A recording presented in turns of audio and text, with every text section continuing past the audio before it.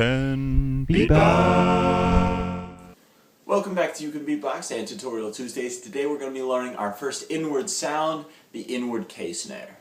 And yes, you heard me correctly, that is an inward sound, which might come as a surprise, but let's jump right into it. You guys may have noticed that one of the biggest problems with beatboxing is breathing while you're making your sounds. There are two ways to go about breathing during beatboxing. One, you can breathe during the breaks in your beats or in between sounds. Or two, do sounds that take in air for you, hence the name inward sounds. The inward K snare is one of the most popular inward sounds because it can serve as your primary snare and can take over for your snare or your outward snare. And here's the theory behind making the sound. Put your tongue to the roof of your mouth as if you're going to be saying la la la or making a clicking sound like.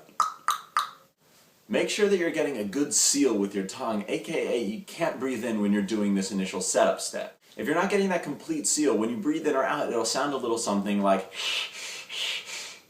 Just so you guys can see exactly what I'm talking about, I'm going to move closer to the camera so you guys can get a closer look.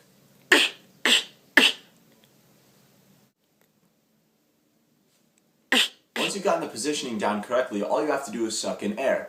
And remember to build up pressure and release it inwards in one fell swoop. When you're making the sound, make sure that the tip of your tongue is still in contact with the roof of your mouth and you're only letting in air on the sides.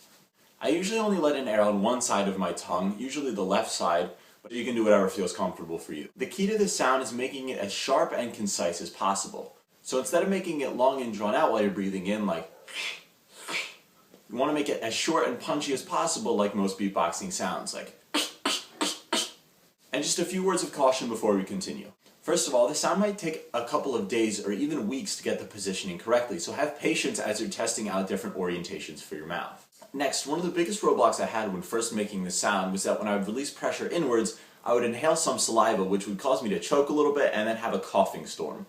This may or may not happen to you, but if it does, just realize that it does go away. For me, I'm not sure whether the problem disappeared or if I just got used to it, but either way I just wanted to warn you that these are two problems that might come up for you. And now let's do some practice beats. So the first one's just the standard.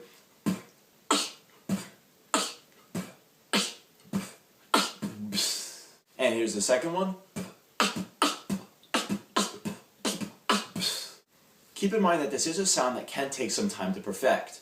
When I first learned this sound a couple of years ago, it did take me a couple months to get the positioning correctly for my mouth because I didn't have someone who showed me exactly how to do it, so hopefully this tutorial is helpful, but definitely comment below with any question. Well, that's it for today's episode. If you haven't yet, make sure you click the subscribe button up above and also like this video. Next week, we'll be learning the throat bass drum and also some techno.